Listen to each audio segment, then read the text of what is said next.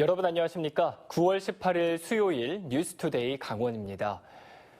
경기도 파주에서 아프리카 돼지 열병이 발생하자 인접 지역인 강원도에도 비상이 걸렸습니다.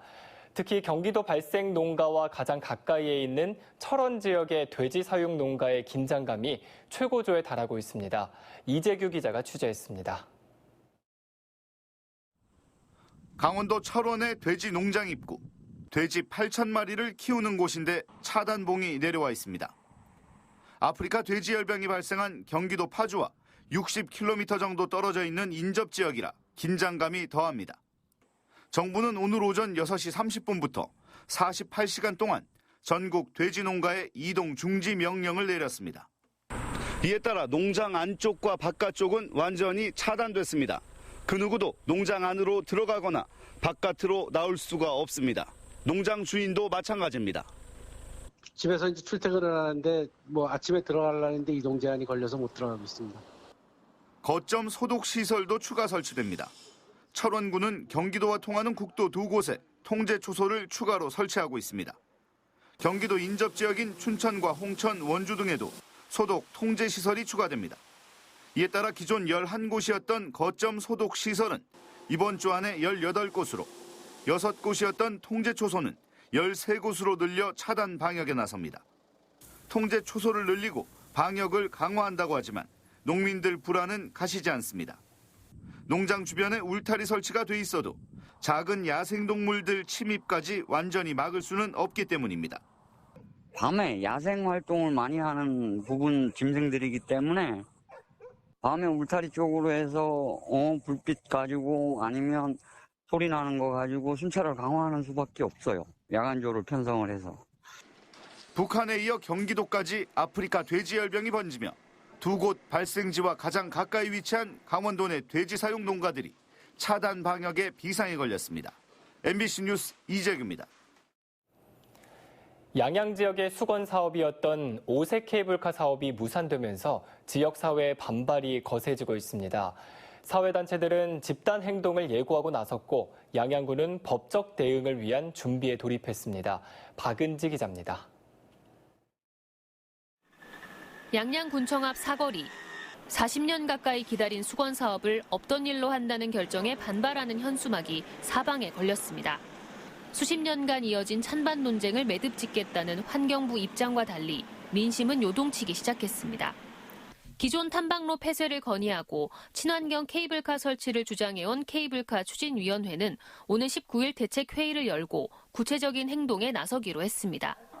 자발적으로 해왔던 산악 민간 인명구조원 배치나 환경 정화 활동, 산불 대응 등에 일절 협조하지 않는 것은 물론이고 원정 집회도 불사한다는 겁니다. 이제는 물러설 곳이 없습니다. 우리는 그동안에 피눈물 나게 우리 국민들이나 강원도민이나 함께 했기 때문에 이거는 끝까지 정부를 상대로 강력하게 투쟁하겠습니다. 강원도 의회도 성명을 내고 역대 정부가 수십 년간 추진해온 사업을 한순간에 파기시키는 행위는 반드시 철회돼야 한다고 주장했습니다. 또 법적 대응을 예고한 양양군은 용역사 변호사 등의 자문과 협력을 통해 환경부 부동의 내용에 대해 항목별로 구체적인 반박 자료 준비에 나섰습니다. 사실상 백지화 통보가 철회되거나 번복될 가능성은 없는 상태에서 성난 민심이 계속 번지고 있어 갈등은 계속될 전망입니다. MBC 뉴스 박은지입니다. 이렇게 오색 케이블카 설치가 백지화되면서 정선 가리왕산 알파인 경기장의 복원 문제 또한 관심을 끌고 있습니다. 오색 케이블카처럼 정부와 강원도, 지역사회의 입장이 엇박자를 보이고 있기 때문인데요. 홍한표 기자가 취재했습니다. 평창 동계올림픽 알파인 스키 경기가 열렸던 정선 가리왕산의 알파인 경기장. 산림청 등은 산림 복원이 원칙이라는 입장을 고수하고 있습니다. 이제 사회적 합의가 이루어졌던 부분이라고 보여지고 저희 구조리법이나 이제 법률상에도 시설물을 이제 영구적으로 그렇게 설치할 수가 없게 되어 있어요. 반면 강원도와 정선군 지역 주민들은 올림픽 레거시의 보존, 지역 경제 활성화를 위해서는 반드시 존치해야 한다는 입장입니다. 갈등 해소를 위해 지난 4월 합리적 복원을 위한 협의회가 공식 출범했지만 협의기구 운영이 막바지 단계에 이른 현재도 결론을 내리지 못하고 있어 협의회가 연장될 가능성도 커지고 있습니다.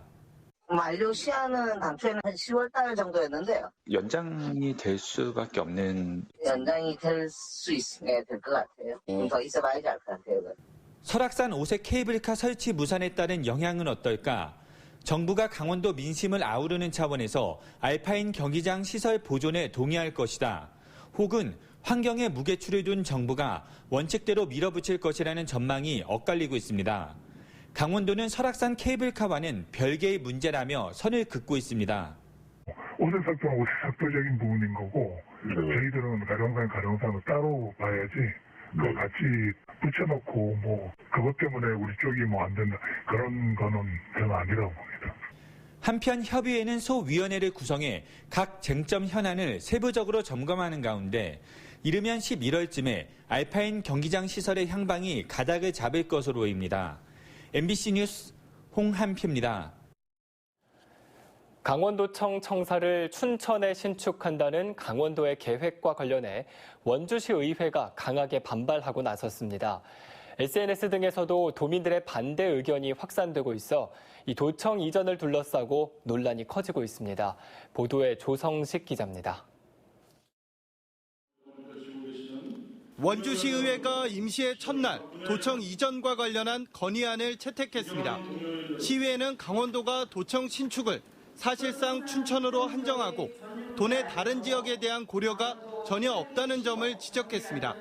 또 타 시도의 경우 도청이 지역 균형 발전 차원에서 대부분 이전하여 신축하고 있다며 도청사 신축을 강원 발전의 새로운 동력으로 활용해야 한다는 입장을 밝혔습니다. 이에 특정 지역의 의견이 아닌 강원도 전체 의견을 물어야 한다며 공론화를 요구했습니다.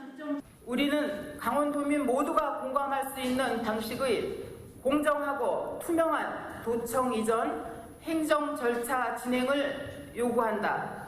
도청 이전은 SNS상에서도 논쟁이 뜨겁습니다.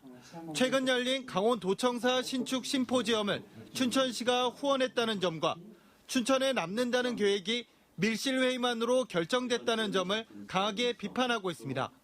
게다가 도내에서 가장 많은 세금을 부담하는 원주 등 남부권에 대한 배려가 없다는 것도 논란이 되고 있습니다. 기존 자리에 새로 짓는다라는 식으로 원칙이 정해져 있다라고 하는 것은 이제 문제라고 생각을 하고 춘천 내부에 머무는 것이 맞는지 아니면 다른 지방자치단체로 이전하는 것이 맞는지 반드시 도민 전체를 대상으로 한 공론화 절차가 반드시 필요하다라고 그렇게 생각을 합니다. 도의회 전체 의석의 20%가량을 차지하고 있는 원주에서 도청 신축에 대한 반발 기류가 커지는 상황. 원주 시민사회단체들이 공론화를 요구한 데 이어 시의회까지 반대의 목소리를 내고 있어 도청사 신축 문제가 지역의 쟁점으로 급부상하고 있습니다. MBC 뉴스 조성식입니다. 학교 급식의 품질을 높이고 지역 농산물 공급 확대 방안을 모색하는 토론회가 열렸습니다. 농산물 유통 구조 개선과 급식 지원센터 확대의 필요성이 제기됐습니다. 백승호 기자가 보도합니다. 지난해 강원도 모든 학교에서 전면 무상급식이 시작됐습니다.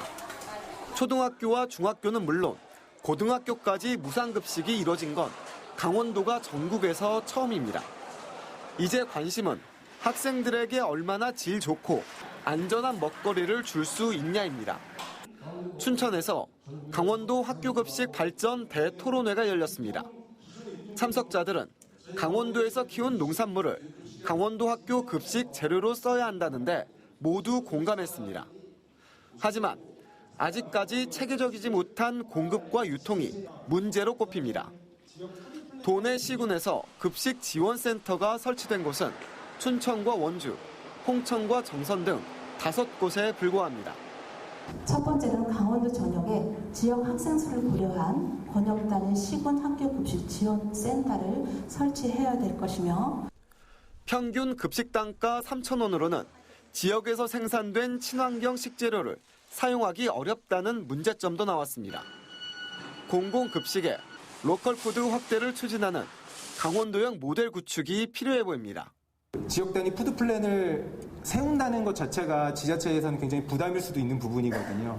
그래서 그런 부분들에서 좀 지원을 하게 되고 학교 급식에 대한 다양한 의견이 모이면서 학생들에게 질 좋은 급식을 제공하는 실천 방안에 관심이 모아지고 있습니다.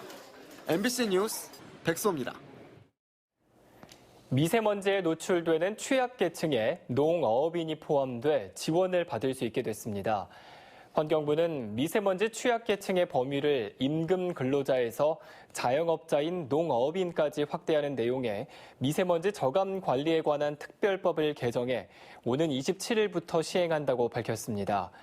이에 따라 농어업인도 마스크 보급과 야외 활동 제한 등 미세먼지 보호 대책 지원을 받게 됐습니다. 해수욕장에서 인명피해를 막기 위해 최첨단 장비가 설치되고 인력 투입 기간이 연장됩니다. 강원도는 해수욕장의 인명사고를 막기 위해 내년 5월까지 경포와 속초, 삼척과 낙산 등 4곳에 8억 원의 예산을 들여 지능형 영상 분석과 사물 인터넷 기술이 접목된 시스템을 설치한다고 밝혔습니다. 이와 함께 해수욕장 운영기간 앞뒤에도 안전관리 요원을 연장 배치해 인명사고에 대비한다는 방침입니다. 도내에 있는 무궁화 나무 가운데 유일한 보호수였던 강릉 연곡면 무궁화 나무가 지정 해제될 예정입니다. 강원도는 어제 강릉시 연곡면에 수령 56년 된 무궁화 나무가 노령과 수세 약화로 고사해 보호수에서 지정 해제할 예정이라고 공고하고 오는 27일까지 이의 신청을 받기로 했습니다. 이 나무는 1994년 6월 보호수로 지정된 바 있습니다. LH건설 현장에서 1급 발암물질인 성면이 법정 기준치를 넘은 곳이 도내 10곳에 이르는 것으로 확인됐습니다. 민경욱 국회의원에 따르면 최근 5년간 LH건설 현장에서 법정 기준치 1% 이상 성면이 발견된 작업장이 춘천 우두지구 지작물 철거 공사장과 원주 태장 5지구 아파트 건설공사 109 등 도내에서는 춘천의 5곳, 원주 5곳으로 나타났습니다. 이에 대해 LH는 성면이 검출된 건축물을 철거 해체한다고 밝혔지만 주민들은 성면이 공기 중에 날려 신체에 유입될 수 있다며 대책을 요구하고 있습니다. 학교 생활에 어려움을 느끼는 학생들을 위한 심리 치유 프로그램이 남녀 성별로 나누어서 진행이 됩니다. 강원도 교육청은 다음 달 18일까지 춘천 소재 강원학생교육원에서는 여학생을, 강릉 소재 사임당 교육원에서는 남학생을 위한 프로그램을 시범적으로 운영합니다. 도교육청은 심리치유 프로그램의 특성상 학생들이 숙식을 해야 해 프로그램을 같은 곳에서 진행하기가 어렵다며 올해 시범 운영 후 구체적인 방향을 세우겠다고 밝혔습니다. 춘천의 세계적인 소프트웨어 업체의 데이터 센터가 들어섭니다. 기업용 소프트웨어 업체인 오라클은 최근 미국에서 밝힌 클라우드 사업 확장 계획에서 올해 5월 서울에 이어 춘천에 2번째 데이터 센터를 구축하는 등 내년까지 데이터 센터를 36개로 확대한다고 밝혔습니다. 강원도는 다음 달 문을 열 예정인 춘천시 칠전동 삼성 SDS 데이터 센터의 일부를 오라클이 임대해 자체 인터넷 데이터 센터를 구축 운영하는 것으로 파악했다고 밝혔습니다. 원주 지역 자율방범대에 응급 상황에 대비한 자동 심장 충격기가 배치됩니다. 원주시는 도비와 시비 등 5,600만 원으로 지역 방범대별로 한 대씩 모두 33대의 자동 심장 충격기를 마련해 원주시 자율방범연합대에 전달했습니다. 방범 활동 중 응급 상황이 발생했을 때 신속한 응급 조치가 가능해질 것으로 기대됩니다. 강원 관찰사 밥상이 원주의 대표 음식으로 개발됩니다. 관찰사 밥상은 관찰사가 정무를 보면서 먹었던 일반 밥상과 손님 상차림, 연회나 잔치 음식 등 테마별로 개발돼 강원 감염 등 지역의 관광 상품과 연계될 예정입니다. 원주시는 10월 초에 열리는 삼토 페스티벌에서 관찰사 밥상을 선보이고 본격적인 홍보에 나설 계획입니다. 강원 가명은 1395년 설치된 이후 1895년까지 500년간 유지됐고 전국 8도 가명 가운데 유일하게 복원을 마쳤습니다. 제1회 국제로봇 동해 챌린지 대회가 오는 26일부터 나흘 동안 동해체육관에서 펼쳐집니다. 로봇 산업에 대한 청소년들의 관심을 높이기 위한 이 대회에는 외국인 초청 선수 100여 명 등 5개 국가에서 700여 명이 참가해 로봇 깨더리 등 다양한 종목에서 기량을 겨루게 됩니다. 이상으로 뉴스투데이 강원을 마칩니다. 시청해주신 여러분 고맙습니다.